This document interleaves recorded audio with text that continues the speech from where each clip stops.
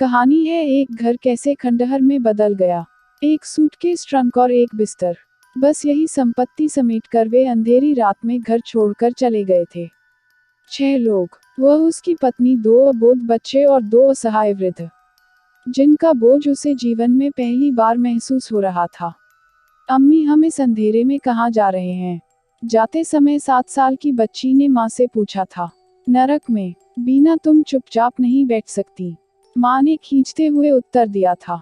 बच्ची का मुंह बंद करने के लिए ये शब्द पर्याप्त थे। वे कहाँ जा रहे थे उन्हें स्वयं मालूम न था। कांपते हाथों से पत्नी ने मुख्य द्वार पर सांकल चढ़ा दी और फिर कुंडी में ताला लगाकर उसको 2-3 बार झटका देकर अपनी ओर खींचा।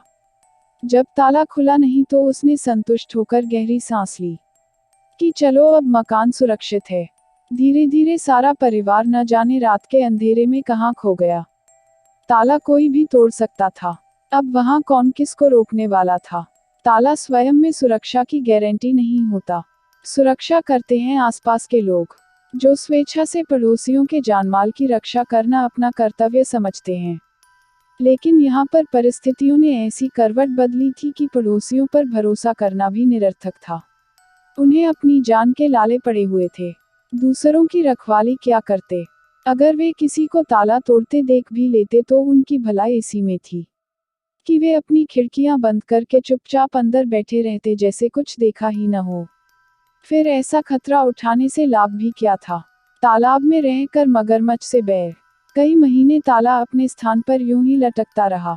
समय बीतने के साथ साथ उस निर्वासित परिवार के वापस आने की आशा धूमिल पड़ती गई। मकान के पास से गुजरने वाला हर व्यक्ति लालची नजरों से ताले को देखता रहता और फिर अपने मन में सोचता कि काश यह ताला स्वयं ही टूटकर गिर जाता और दोनों कपाट स्वयं ही खुल जाते। फिर एक दिन धायम की आवाज के साथ लोहा लोहे से टकराया। महीनों से लटके ताले की अंतड़ियां बाहर आ गईं। किसी अज्ञात व्यक्ति ने अमावस के अंधेरे की आड़ लेकर ताला तोड़ दिया। सभी ने राहत की सांस ली। वे आश्वस्त थे कि कम से कम उनमें से कोई इस अपराध में शामिल नहीं है। ताला जिस आदमी ने तोड़ा था वह एक खूंखार आतंकवादी था, जो सुरक्षा कर्मियों से छिपता छिपता इस घर में घुस गया था। खाली मकान ने रात भर उसको अपने आंचल में पनाह दी थी। अंदर आते ही अपने कंधे से AK-47 राइफल उतारकर कुर्सी पर ऐसे फेंक दी जैसे वर्षों की बोझिल और घृणित जिंदगी का बोझ हल्का कर रहा हो। उसके बाद उसने अपने भारी भरकम शरीर को भी उसी घृणा से नर्म बिस्तर पर गिरा दिया और कुछ ही मिनटों में अपनी सुध-बुध खो बैठा। आधी रात को वह भूख और प्यास से तड़प कर उठ बैठा। सामने कुर्सी पर रखी AK-47 न तो उसकी भूख मिटा सकती थी और न ही प्यास। साहस बटोरकर उसने सिगरेट सुलगाए और उसी धीमी रोशनी के सहारे किचन में जाकर पानी ढूंढने लगा। जैसे तैसे उसने मटके में से कई माह पहले भरा हुआ पानी निकालकर गटागट पी लिया। फिर एक के बाद एक कई माचिस की तीलियां जलाकर खाने का सामान ढूंढने लगा। किचन पूरी तरह से खाली था। कहीं पर कुछ भी दिखाई नहीं दे रहा था। कुछ भी नहीं छोड़ा है घर में, सब लेकर भाग गए हैं। उसके मुंह से सहसा निकल पड़ा। तभी उसकी नजर एक छोटी सी अलमारी पर पड़ी, जिसमें कई चेहरों की बहुत सारी तस्वीरें सजी हुई थीं। उन पर चढ़ी हुई फूल मालाएं सूख चुकी थीं। तस्वीरों के सामने एक थाली थी जिसमें 5 मोटे और मीठे रोट पड़े थे, जो भूखे खतरनाक आतंकवादी की भूख मिटाने के काम आए। पेट की भूख शांत कर वह निश्चित होकर सो गया। सुबह होने से पहले उसने मकान में रखे हुए ट्रंकों, संदूकों और अलमारियों की तलाशी ली। भारी भरकम सामान उठाना खतरे से खाली न था। वह तो केवल रुपए और गहनों की तलाश में था, मगर उसके हाथ कुछ भी न लगा।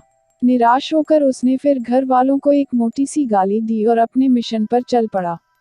दूसरे दिन सुरक्षा बलों को सूचना मिली कि एक खूंखार आतंकवादी ने इस मकान में पनाह ली है। उनका संदेह विश्वास में उस समय बदला जब उन्होंने कुंडे में टूटा हुआ ताला देखा। उन्होंने मकान को घेर लिया, गोलियां चलाईं, गोले बरसाए, आतंकवादियों को बार बार ललकारा, और जब कोई जवाबी कार्रवाई नहीं हुई तो 4 सिपाही अपनी जान पर खेलते हुए अंदर घुस गए। बेबस मकान गोलीबारी से छलनी हो गया, मगर बेजबानी के कारण कुछ भी बोल न पाया। खैर, वहां तो कोई भी नहीं था।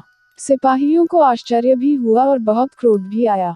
सर, यहाँ तो कोई भी नहीं, एक जवान ने सूबेदार को रिपोर्ट दी। कहीं छिप गया होगा, पूरा चेक करो, भागने न पाए। सूबेदार कड़क कर बोला। उन्होंने सारे मकान की तलाशी ली, सभी ट्रंकों संदूकों को उल्टा पलटा। उनमें से साड़ियां ऐसे निकल रही थी जैसे कटे हुए बकरे के पेट से अंतड़ियां निकलकर बाहर आ रही हों। कमरे में चारों ओर गर्म कपड़े, स्वेटर, बच्चों की यूनिफॉर्म, बर्तन और अन्य वस्तुएं जगह जगह बिखर गईं। जब कहीं कुछ न मिला तो क्रोध में आकर उन्होंने फर्नीचर और टीन के ट्रकों पर ताबड़तोड़ डंडे बरसाकर अपने गुस्से को ठंडा किया और फिर निराश होकर चले गए। उस दिन के बाद मकान में घुसने के सारे रास्ते खुल गए। लोग एक दूसरे से नजरें बचाकर एक के बाद एक अंदर घुस जाते और माल लूटकर चले आते। पहली किस्त में black and white TV, Philips का ट्रांजिस्टर, स्टील के बर्तन और कपड़े निकाले गए। फिर फर्नीचर की बारी आई। सोफा, मेज, बेड, अलमारी और कुर्सियां। यह लूट का क्रम तब तक चलता रहा जब तक कि सारा घर खाली न हो गया। उस समय मकान की हालत ऐसी अबला नारी की सी लग रही थी जिसका कई गुंडों ने मिलकर बलात्कार किया हो और फिर खून से लथपथ उसकी अधमरी देह को बीच सड़क पर छोड़कर भाग गए हों। मकान में अब कुछ भी न बचा था। फिर भी एक पड़ोसी की नज़र देवदार की लकड़ी से बनी हुई खिड़कियों और दरवाजों पर पड़ी। रात को बाप बेटे इन खिड़कियों और दरवाजों को उखाड़ने में ऐसे लग गए कि किसी को कानो कान खबर न हुई। सूरज की किरणें निकलने से पहले ही उन्होंने मकान को आग के हवाले कर दिया ताकि लोगों को यह शक भी न हो कि मकान के दरवाजे और खिड़कियां पहले से ही निकाली जा चुकी हैं। और शक की सुई सुरक्षा बलों की तरफ इशारा करे क्योंकि मकान की तलाशी उन्होंने ली थी। आसपास रहने वालों को ज्यों ही पता चला कि मकान जल रहा है और आग की लपटें अनियंत्रित होती जा रही हैं, उन्हें अपने अपने घरों की चिंता सताने लगी। वे जल्दी जल्दी पानी से भरी बाल्टियां ले लेकर अपने घरों से बाहर निकल आए और आग पर पानी छिड़कने लगे। किसी ने फायर ब्रिगेड को भी सूचना दे दी। उनकी घबराहट यह सोचकर बढ़ने लगी कि कहीं आग की ये लपटें उनके घरों को राख न कर दें। मकान जो पहले से ही असहाय और बेबस था, मूक खड़ा घंटों आग के शोलों के साथ जूझता रहा। शोले, धुआं, कोयला। दिल फिर भी मानने को तैयार न था कि इस मलबे में अब कुछ भी शेष नहीं बचा है। कुछ न कुछ कहीं न कहीं जरूर होगा। आखिर इतने बड़े मकान में कहीं कोई चीज तो होगी जो किसी के काम आएगी। दिल गवाही देता। एक अधेड़ उम्र की औरत ने मलबे में धंसी हुई टिन की जली हुई चादरों को देख लिया। उसने अपने 2 जवान बेटों को आवाज दी। देखते ही देखते उनसे सारी चादरें उठवा ली और स्वयं सजदे में लीन हो गई। टीन की चादरें गौशाला की मरम्मत के काम आ गईं। एक और पड़ोसी ने बची खुची ईंटें और पत्थर उठवाकर अपने आंगन में छोटा सा शौचालय बनवा लिया, जो दीवारें आग और पानी के थपेड़ों के बावजूद अब तक खड़ी थीं। हथौड़ों की चोट न सह सकी और आंख झपकते ही ढेर हो गई। कुछ दिन बाद एक गरीब विधवा वहां से गुजरी। उसकी निगाहें मलबे के उस ढेर पर पड़ी। यहाँ वहाँ अधजली लकड़ियाँ और कोयले दिखाई दे रहे थे। उसे बीते हुए वर्ष की सर्दी याद आ गई। सोचते ही सारे बदन में कंपकंपी सी महसूस हुई। उसने आने वाले जाड़े के लिए अधजली लकड़ियाँ और कोयले बोरे में भर लिए और वापस अपने रास्ते पर चली गई। मकान की जगह अब केवल राख का ढेर ही रह गया था। पास पड़ोस के बच्चों ने उसे खेल का मैदान बना लिया। हर रोज स्कूल से वापस आकर बैट और विकेटें उठाए बच्चे चले आते और फिर क्रिकेट का मैच शुरू हो जाता। हमेशा की तरह उस दिन भी 4 लड़के आए। एक लड़का विकेटें गाड़ने लगा। विकेट जमीन में घुस नहीं रहे थे, अंदर कोई चीज अटक रही थी। उसने छेद को और चौड़ा किया, फिर अपना सिर झुकाकर अंदर झांका। सूर्य की रोशनी में कोई चमकीली चीज नजर आ रही थी। वह बहुत खुश हुआ। इस बीच शेष 3 लड़के भी उसके इर्द गिर्द एकत्रित हो गए। उन्होंने भी बारी बारी से छेद के अंदर देखने की कोशिश की और उस चमकती वस्तु को देखते ही उनकी आंखों में चमक आ गई और मन में लालच ने पहली अंगड़ाई ली। हो ना हो सोने का कोई जेवर होगा। हर एक के मन में यही विचार आया, लेकिन कोई भी इस बात को जबान पर लाना नहीं चाहता था। पहले लड़के ने विकेट की नोक से वस्तु के इर्द गिर्द खोदना शुरू कर दिया। दूसरा लड़का दौड़कर अपने घर से लोहे की कुदाल नुमा एक वस्तु लेकर आ गया और उसको पहले लड़के को सौंप दिया।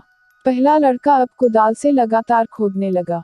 जबकि बाकी तीनों लड़के उत्सुकता और बेचैनी से मन ही मन यह दुआ मांगते रहे कि काश कोई जेवर निकल आए और उनको खूब सारा पैसा मिल जाए। खुदाई पूरी हो गई। इससे पहले कि पहला लड़का अपना हाथ सुराख में डालता और गुप्त खजाने को बाहर निकालता, दूसरे लड़के ने कश्मीरी भाषा में आवाज दी, अस अस, अर्थात मैं भी बराबर का हिस्सेदार हूँ। अगर आपको कहानी पसंद आए तो लाइक और शेयर कीजिए और चैनल को सब्सक्राइब करना मत भूलिए।